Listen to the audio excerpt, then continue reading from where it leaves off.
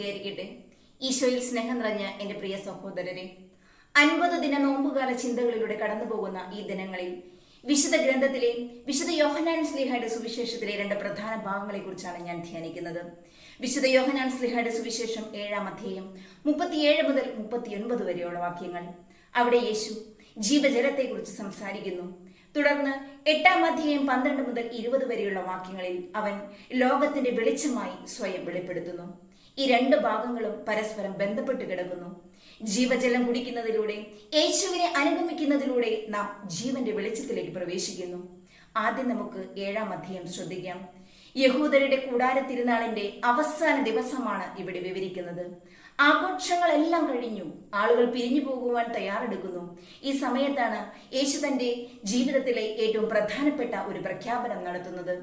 ആർക്കെങ്കിലും ദാഹമുണ്ടെങ്കിൽ എന്റെ അടുക്കൽ വന്നു കുടിക്കട്ടെ. ഈ വാക്ക് കേൾക്കുമ്പോൾ നമ്മുടെ മനസ്സിലേക്ക് പല ചിന്തകളും കടന്നു വരുന്നു. ഏത് ദാഹത്തെക്കുറിച്ചാണ് യേശു ഇവിടെ പറയുന്നത്? വെറും ശാരീരികമായ ദാഹമാണോ, അതോ മറ്റേതെങ്കിലും ആഴമായ ദാഹത്തെക്കുറിച്ചാണോ? നമുക്കറിയാം, യേശു സംസാരിക്കുന്നത് ആത്മീയമായ ദാഹത്തെക്കുറിച്ചാണ്. പാപത്തിൽ അകപ്പെട്ട മനുഷ്യന്റെ ഹൃദയത്തിലെ ശൂന്യതയെക്കുറിച്ചാണ്. ഈ ലോകത്തിലെ സുഖഭോഗങ്ങൾക്കും നേട്ടങ്ങൾക്കും ഒരിക്കലും നമ്മുടെ ആത്മാവിനെ തൃപ്തിപ്പെടുത്തുവാൻ കഴിയുകയില്ല. നമ്മുടെ ആത്മാവിന് ഒരു ദാഹമുണ്ട്. അത് യേശുവിന് മാത്രമേ ശമിപ്പിക്കാൻ കഴിയൂ.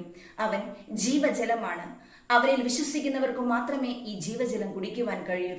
തുടർന്ന് എന്നിൽ വിശ്വസിക്കുന്നവരുടെ ഉള്ളിൽ നിന്ന് ജീവനുള്ള വെള്ളത്തിന്റെ നദികൾ ഞാൻ ഒഴുക്കുമെന്ന് യേശു പറയുന്നു. ഇത് പരിശുദ്ധാത്മാവിനെ കുറിച്ചുള്ള വാഗ്ദാനമാണ്. യേശുവിൽ വിശ്വസിക്കുന്നവർക്ക് പരിശുദ്ധാത്മാവിനെ ലഭിക്കും. പരിശുദ്ധാത്മാവ് നമ്മെ പുതിയ ജീവനിലേക്ക് നയിക്കും. നമ്മുടെ ഹൃദയത്തിൽ ജീവന്റെ നദികൾ ഒഴുക്കും. ഈ ജീവജലം നമ്മെ മാത്രമല്ല, മറ്റുള്ളവർക്ക് കൂടി ഒരു അനുഗ്രഹമായി മാറുന്നു. ഇനി 8-ാം അധ്യായം ശ്രദ്ധിക്കാം. ഇവിടെ യേശു ലോകത്തിന്റെ വെളിച്ചമായി സ്വയം വെളിപ്പെടുത്തുന്നു. ഞാൻ ലോകത്തിന്റെ വെളിച്ചമാകുന്നു. എന്നെ അനുഗമിക്കുന്നവർ ഇരുളിൽ നടക്കാതെ ജീവന്റെ വെളിച്ചമുള്ളവരായിരിക്കുമെന്ന് അവൻ പറയുന്നു. ഇരുളിൽ നടക്കുന്ന ഒരാൾക്ക് വഴി കാണുവാൻ സാധിക്കുകയില്ല. അതുപോലെ പാപത്തിലും അന്ധകാരത്തിലുമുള്ള മനുഷ്യന്റെ സത്യമായ വഴി കാണുവാൻ സാധിക്കുകയില്ല.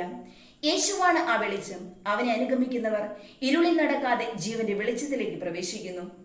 യേശുവിനെ അനുഗമിക്കുക എന്നാൽ എന്താണ്? അവന്റെ വചനങ്ങൾ കേൾക്കുകയും അവയെ ജീവിതത്തിൽ പ്രവർത്തിപ്പിക്കുകയും ചെയ്യുക എന്നതാണ്. അവന്റെ സ്നേഹം മനസ്സിലാക്കുകയും അത് മറ്റുള്ളവരുമായി പങ്കുവെക്കുകയും ചെയ്യുക എന്നതാണ്. അങ്ങനെ നാം ജീവന്റെ വെളിച്ചമുള്ളവരായി തീരുന്നു. ഈ 2 ഭാഗങ്ങളും ഒരു പ്രധാനപ്പെട്ട സത്യം നമ്മെ ഓർമ്മിപ്പിക്കുന്നു. യേശു ക്രിസ്തുവാണ് നമ്മുടെ ജീവന്റെ ആധാരം. അവൻ ജീവജലമാണ്. അവൻ ജീവന്റെ വെളിച്ചമാണ്. അവനിൽ വിശ്വസിക്കുകയും അവനെ അനുഗമിക്കുകയും ചെയ്യുന്നതിലൂടെ മാത്രമേ നമുക്ക് സത്യമായ സന്തോഷവും സമാധാനവും ലഭിക്കുകയുള്ളൂ. നമ്മുടെ ജീവിതത്തിൽ ഈ സത്യം എപ്പോഴും നമുക്ക് ഓർമ്മയിൽ സൂക്ഷിക്കാം.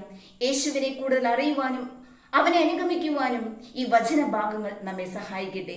അതിനായി ഈശോ നമ്മെ അനുഗ്രഹിക്കട്ടെ എന്ന് ആശംസിച്ചുകൊണ്ട് നിർത്തുന്നു.